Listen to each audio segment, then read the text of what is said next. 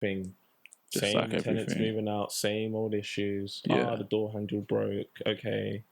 I remember you had issues. People always calling you about, Yeah. them little buggers. Yeah, just calling, and it will be at any time as well because issues are issue, right? So just managing that.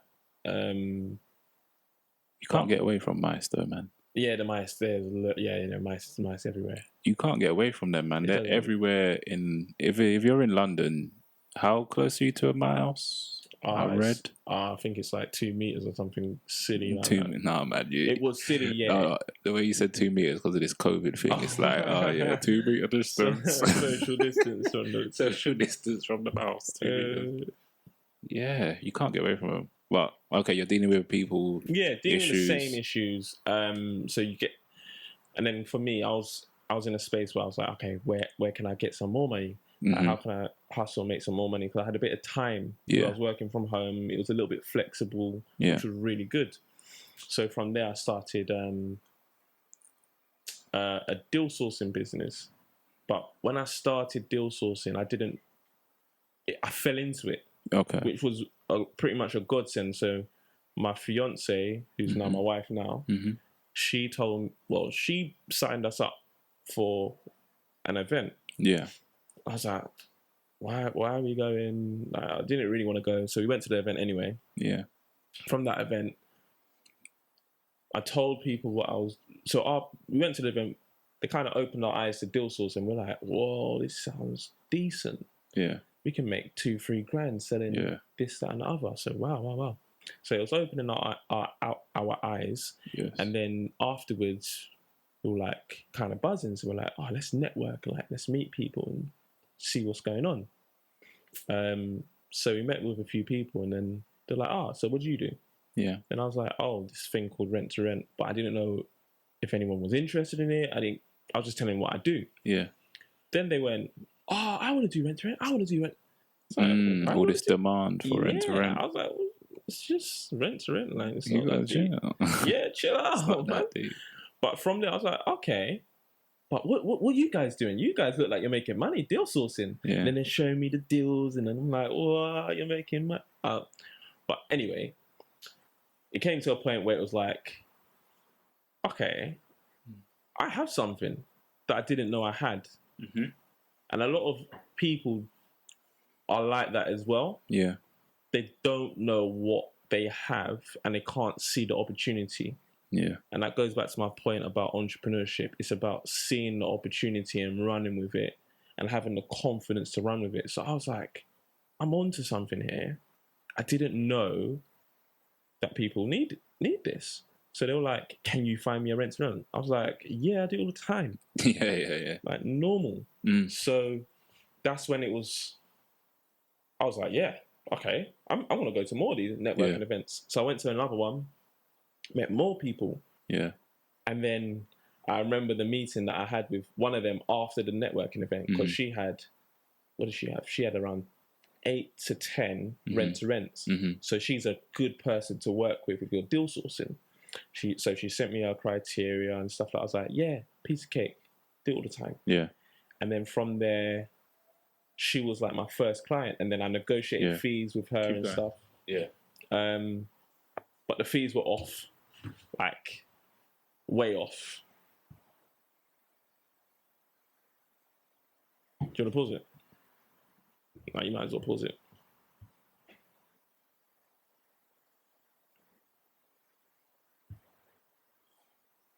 What happened?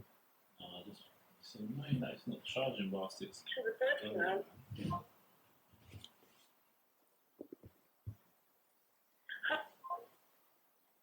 All right, cool, we're back.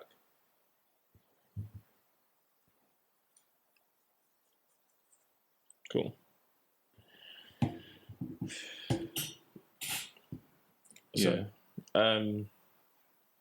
Yeah. So one of the people that I met at my second networking event, so I realized lots of people are doing deal sourcing. Yeah. But my niche was I knew rent to rent quite well. I was, a year to 2 years into it. Yeah. So I had enough experience.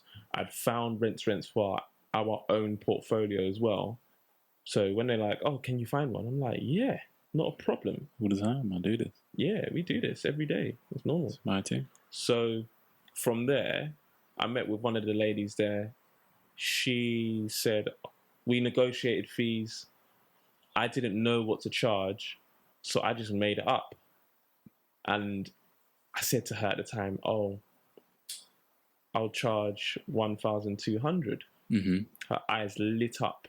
Yeah. She's like, what? But she didn't say anything. She was just like, ah.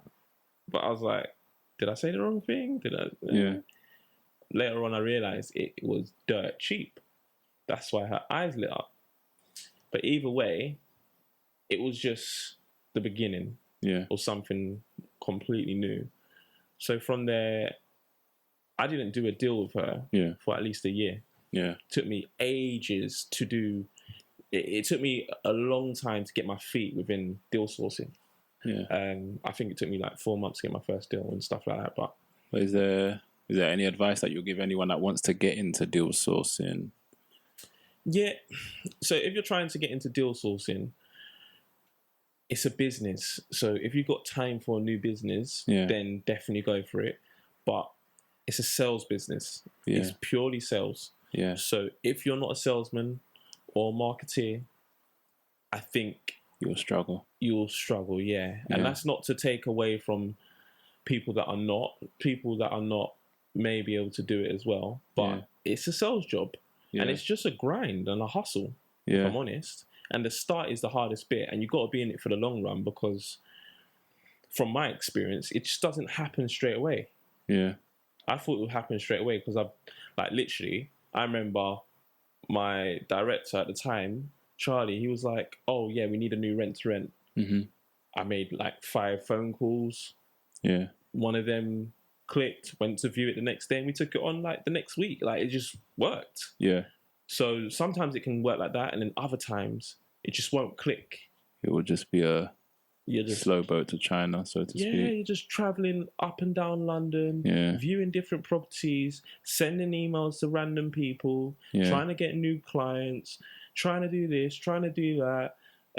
People trying to cut you out of deals, just all kinds of things going on, trying to get them to sign NDAs. They don't want to send an NDA, but there'll be a good buyer. And where can I find landlords? Where can I get a good deal from? It's long. Yeah, that sounds long. It's long. Well, and then have you been deal sourcing during this COVID-19 pandemic? No, so I stopped deals. So this is going back to 2016. Okay, you don't do that anymore. Deal sourcing, I do it as and when. Okay. So I was doing it quite heavily at the time. Yeah. But I've slowed that down now. Yeah. Because it's not my main focus. Deal sourcing for rent to rent was my focus at the time. Got you. It's not what I'm on anymore. Yeah. I'm more about cash flow because deal sourcing, the cash flow, unless you're doing deals every month, it's not great. Yeah. And then I'm about other things now. I'm about development and things like that. Okay, cool. So do you want to elaborate just a bit more on property development, what that means, so people that don't know? Yeah. So at the moment, I work for an agency and we sell anything with development potential. So assets like commercial buildings that can be knocked down and built into flats, to land with planning, without planning, pubs, leisure centre, whatever it is, hotels, we get involved in. That's what I'm doing at the moment. Is that a lucrative business? Yeah. There's proper money in that. Okay. I'd say. So someone that's thinking of getting into that field of work, is there any advice you would tell them on how to get their first steps? It really depends on where you're at the moment. So, for example, if you are 18 or 19 and you're about to go to university, my suggestion, if you are really serious about property, is to look at a property-related degree. So, especially one that is